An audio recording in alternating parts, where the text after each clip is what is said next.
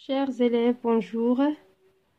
Aujourd'hui, on va terminer la 3e semaine d'évaluation et consolidation. On va corriger les exercices de conjugaison, d'orthographe et de la production écrite des pages 186, 187 et 188. On va commencer tout d'abord par la conjugaison. Et comme d'habitude, on va faire des rappels de cours avant de corriger chaque exercice. Alors, suivez avec moi pour mieux comprendre. Première question, complète avec le verbe être ou avoir au présent. Alors, on va corriger, on va conjuguer tout d'abord ensemble le verbe être et le verbe avoir au présent. Alors, le verbe être, on dit je suis, tu es, il est, nous sommes, vous êtes, ils, elles sont. Le verbe avoir, on dit j'ai, tu as, il a, nous avons, vous avez, ils ont. Alors, il, du courage. Alors, on dit il a du courage. Nous sommes des sportifs. Alors, des sportifs, alors on dit nous sommes des sportifs. Vous, malade. Alors, malade, c'est un adjectif. Il a besoin d'un être d'état. C'est le verbe être. Alors, on dit vous êtes malade. Vous, de la fièvre. Alors, on dit vous avez de la fièvre. Il, avec S, en vacances. Alors, on dit ils sont en vacances.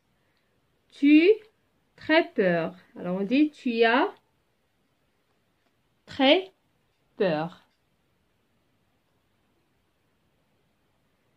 La deuxième question, entoure les verbes du premier groupe conjugués au présent.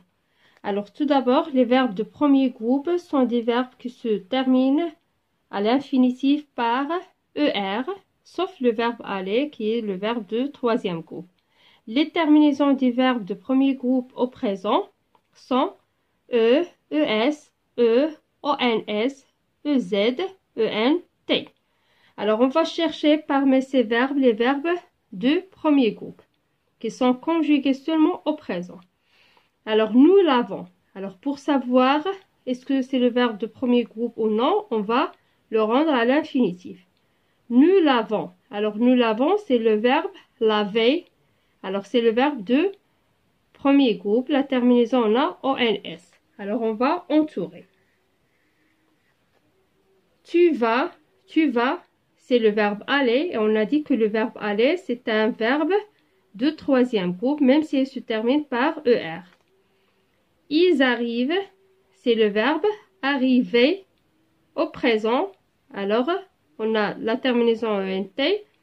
Le verbe arriver se termine par ER à l'infinitif. Alors, c'est le verbe de premier groupe. On va l'entourer. Tu viens, c'est le verbe venir. Alors, le verbe venir, ce n'est pas le verbe de premier groupe, c'est le verbe de troisième groupe. Je raconte. Alors, regardez, on a la terminaison E. Raconte, c'est le verbe raconter au présent. Alors, on va entourer. Elles offrent. Elles offrent, c'est le verbe offrir. C'est le verbe de troisième groupe. Même si on a la terminaison ENT. Nous réussissons, c'est le verbe réussir. Au présent, c'est le verbe de deuxième groupe. Vous écoutez, c'est le verbe écouter au présent. Alors, on va entourer. Il crie. Alors, il crie, c'est le verbe crier au présent. On va entourer aussi. Troisième question, complète les verbes avec le pronom qui convient.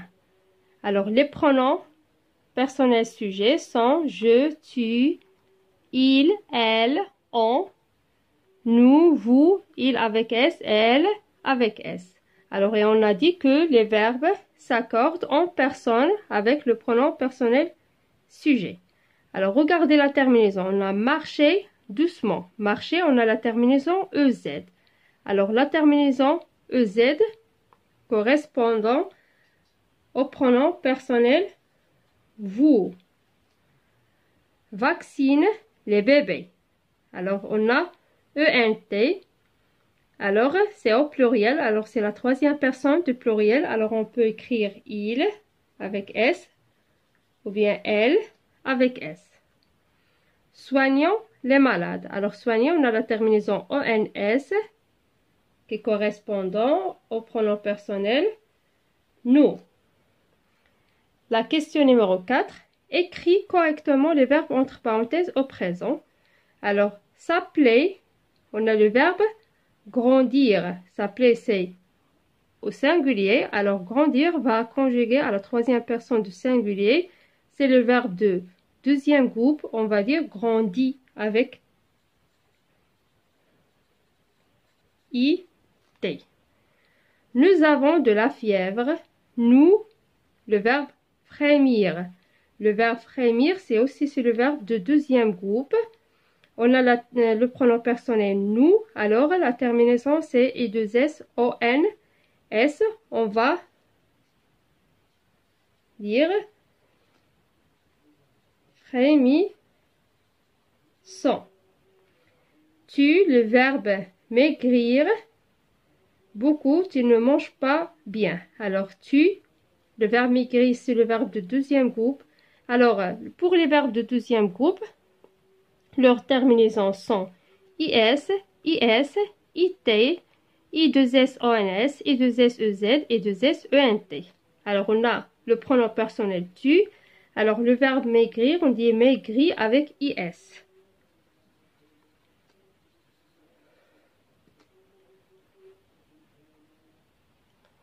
Et maintenant, on a les verbes de troisième groupe. Les verbes de troisième groupe sont des verbes irréguliers. Alors, il faut apprendre la plupart des verbes de troisième groupe. Écris correctement les verbes entre parenthèses au présent. Je, le verbe partir. Alors, le verbe partir, c'est le verbe de troisième groupe. Même, il se termine par IR. Alors, je, on dit je pars. Je pars, tu pars, il part. Nous partons, vous partez, ils partent. Alors, on dit je pars avec S. Elle, le verbe connaître. Alors, elle, c'est la troisième personne du singulier. Le verbe connaître, on dit connaît.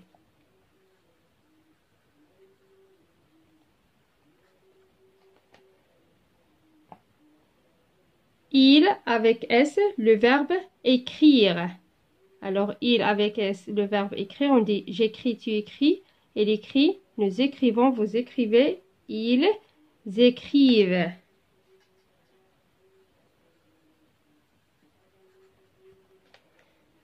Nous, le verbe suivre. Alors, on dit nous suivons.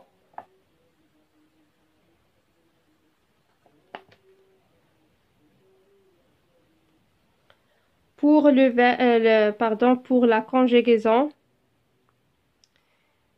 le conditionnel présent. Alors, les terminaisons, le radical, c'est de futur simple et la terminaison, c'est de l'imparfait. Alors, la question entoure les verbes au conditionnel et barre ceux au futur. Alors, on va chercher les verbes qui sont conjugués au conditionnel, ça veut dire qu'ils contiennent les terminaisons de l'imparfait. Et on va barrer les verbes qui sont conjugués au présent, au futur. Alors, les terminaisons de futur sont AI, AS, A, ONS, EZ, ONT. Alors, regardez, je partirai. Je partirai, on a la terminaison AI. Alors, le verbe partir est conjugué au futur. Alors, on va le barrer. Je voudrais. Alors, je voudrais, c'est le verbe vouloir conjugué au conditionnel parce qu'on a le radical, c'est de futur et la terminaison, on a AIS, c'est de l'imparfait. Alors, on va entourer. Pourriez-vous. Pourriez-vous, c'est le verbe pouvoir conjugué Au conditionnel, on a la terminaison IEZ. Alors, on va entourer aussi. Ils auront. Ils auront, c'est le verbe avoir conjugué au futur. On a la terminaison ONT. Alors, on va barrer. Ne mangerions. Ne mangerions, c'est le verbe manger conjugué au conditionnel parce qu'on a la terminaison IONS, c'est de l'imparfait. Alors, on va entourer. Auriez-vous ce médicament, s'il vous plaît? Alors, auriez-vous, c'est le verbe avoir conjugué au conditionnel parce qu'on a la terminaison IEZ. Alors, on va entourer. Si vous lui parliez. Alors, parliez, c'est le verbe aussi conjugué au conditionnel. On a la terminaison IEZ. Elle finirait par comprendre. Elle finirait, elle est conjuguée aussi au conditionnel. On a la terminaison AIT. On va entourer. Et maintenant, la dernière question de conjugaison. Conjugue ces verbes au conditionnel. Alors, j'ai déjà dit que le conditionnel, pour conjuguer les verbes au conditionnel, on fait le radical, ou bien on prend le radical de futur et on ajoute les terminaisons de l'imparfait. Par exemple, ici, on a le verbe être. On dit vous. Alors, au futur, on dit vous serez. Alors, on prend le radical. Alors, on dit ce. Et la terminaison de l'imparfait, on dit seriez. Il, le verbe finir. Alors, le radical, c'est l'infinitif parce que c'est le verbe de deuxième groupe. Alors, on a il avec S. Alors, la terminaison de l'imparfait, c'est A-I-E-N-T. Alors, on dit il finirait. Nous, le verbe avoir. Alors, le radical de le verbe avoir au futur, c'est pour. La terminaison de nous à l'imparfait, c'est I-O-N-S. Alors, on dit nous aurions. Je, le verbe venir. Alors, le radical de futur du verbe venir, on dit viendre. On a je. Alors, la terminaison de l'imparfait, c'est A-I-S. Alors, on dit je viendrai.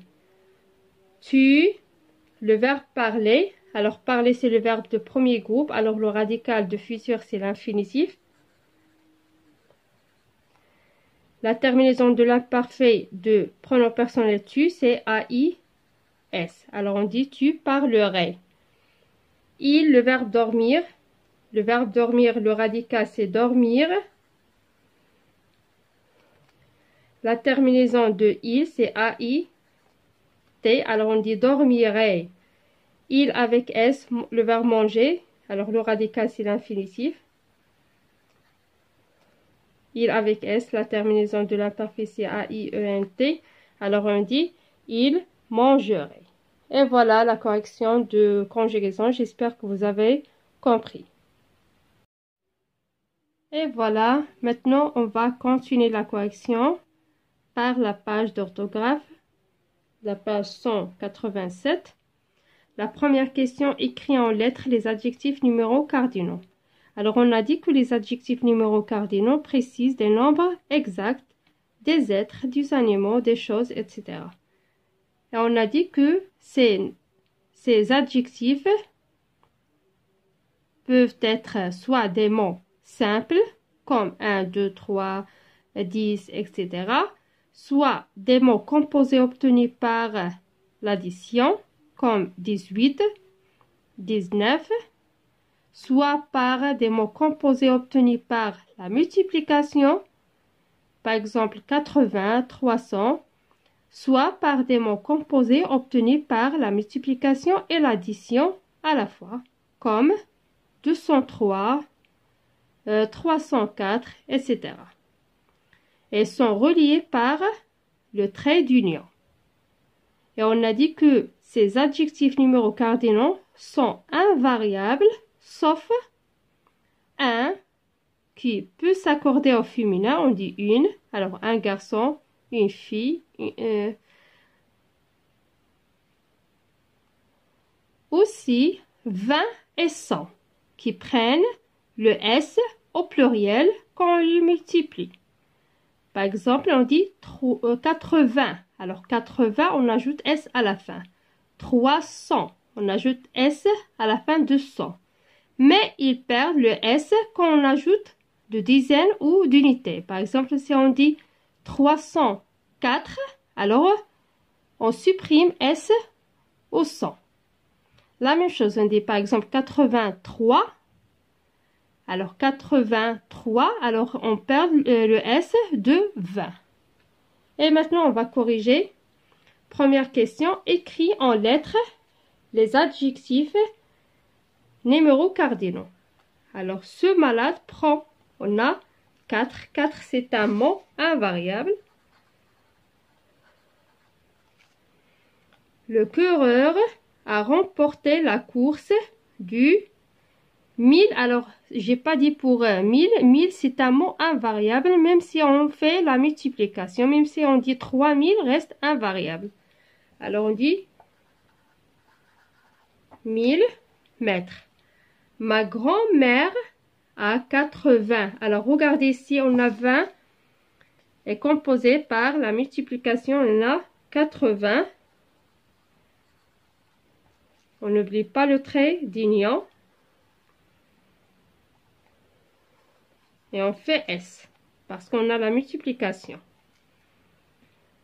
Ce monsieur fait les 100. Alors 100, on ajoute S seulement si on a la multiplication.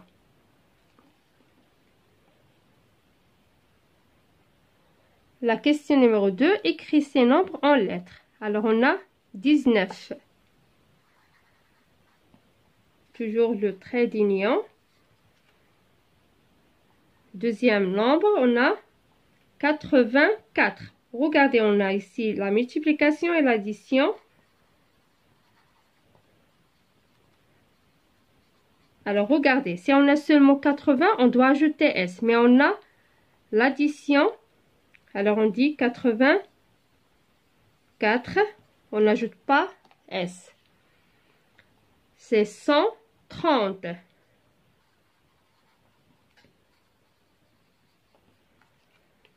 On a ici la multiplication de nombre 100. Alors, il va accorder, on dit 3. 100 avec S. On a ici 1124. Alors, 1000, c'est invariable. 100, c'est singulier. 20, on a l'addition. 4.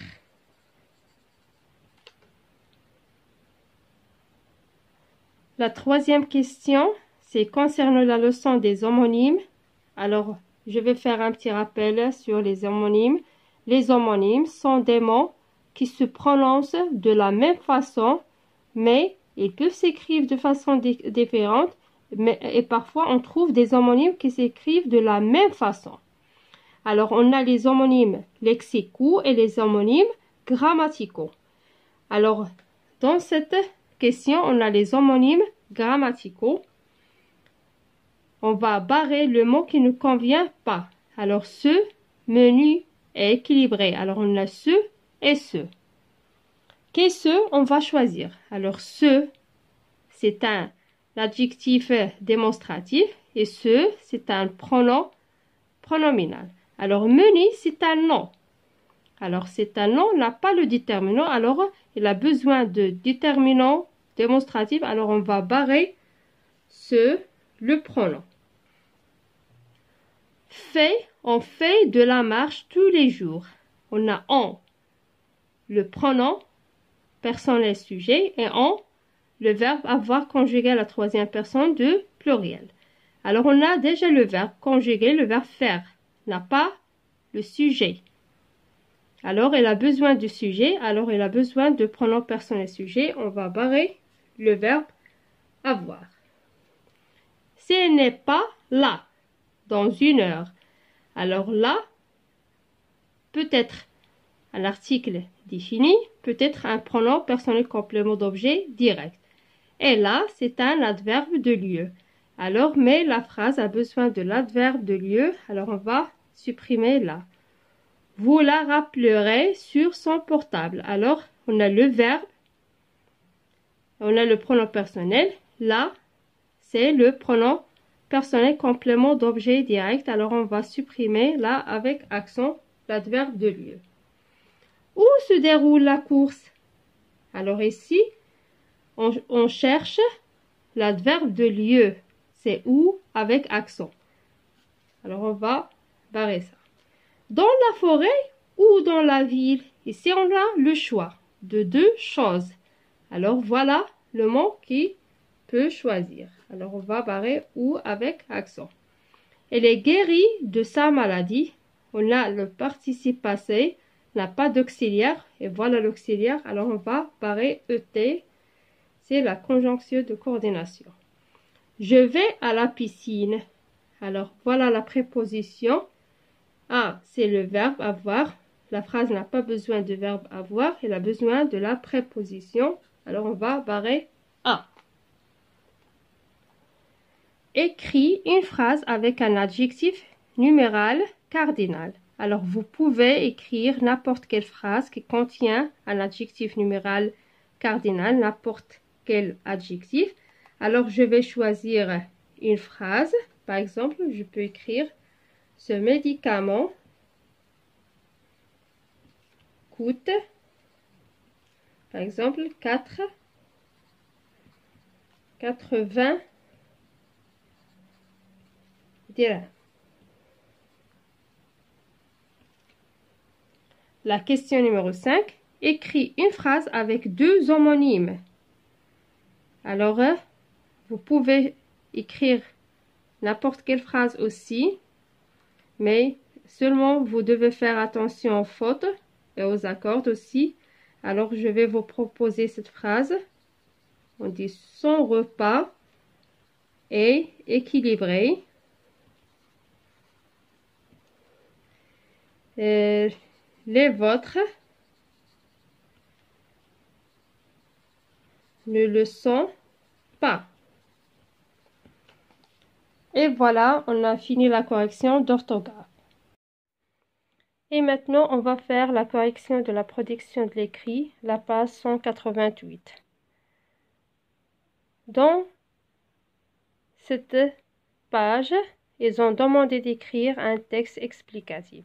Alors, tout d'abord, je vais vous donner une petite définition. Qu'est-ce que ça veut dire un texte explicatif? Alors, un texte explicatif sert à expliquer un phénomène, un événement ou un fait. Il répond essentiellement à la question pourquoi ou comment. Les 3 phases du texte explicatif, c'est questionnement. Alors, on trouve ça dans l'introduction. Explicative, c'est développement. Et conclusive, c'est la conclusion. Alors, à la fin du texte. Et dans un texte explicatif, il faut un titre pour indiquer le sujet du texte, les intertitres qui indiquent différents aspects du sujet, et aussi, il est conseillé d'utiliser ces 5 procédés, faire la comparaison, donner des illustrations, donner la définition, reformulation et des exemples. Et le texte explicatif insiste sur les causes et les conséquences liées au sujet. Et dans un texte explicatif, il ne faut pas utiliser, par exemple, les expressions suivantes, comme dans ce texte, je vais vous parler, et il y aura, par exemple, 3 parties. Dans ce texte, il y aura, et il ne faut pas être personnel, comme je, me, moi, vous, etc. Alors voilà, je vais vous lire le sujet que vous allez faire. Rédige un texte dans lequel tu expliques pourquoi nous devons garder notre corps propre et quels sont les bienfaits de l'hygiène corporelle sur notre santé. Alors voilà le sujet que vous allez respecter pour écrire un petit texte explicatif. Et pour savoir est-ce que vous avez bien écrit le texte ou non, il faut suivre la grille de relecture suivante. Tout d'abord, il faut vérifier est-ce que vous avez mis un titre à votre texte. Deuxièmement, est-ce que vous avez mis un intertitre pour chaque partie? Troisième chose, est-ce que vous avez utilisé un lexique en rapport avec le thème de l'hygiène? Quatrièmement, vous allez vérifier est-ce que vous avez donné des explications précises. Et aussi, il faut vérifier est-ce que vos phrases ont un groupe nominal sujet et un groupe verbal. Et à la fin, il faut vérifier la ponctuation, est-ce que vous avez respecté ou non. Alors, si vous avez vérifié toutes ces notes, soyez sûr que vous avez bien écrit un texte explicatif se rapportant à l'hygiène personnelle. Merci pour votre écoute. À bientôt.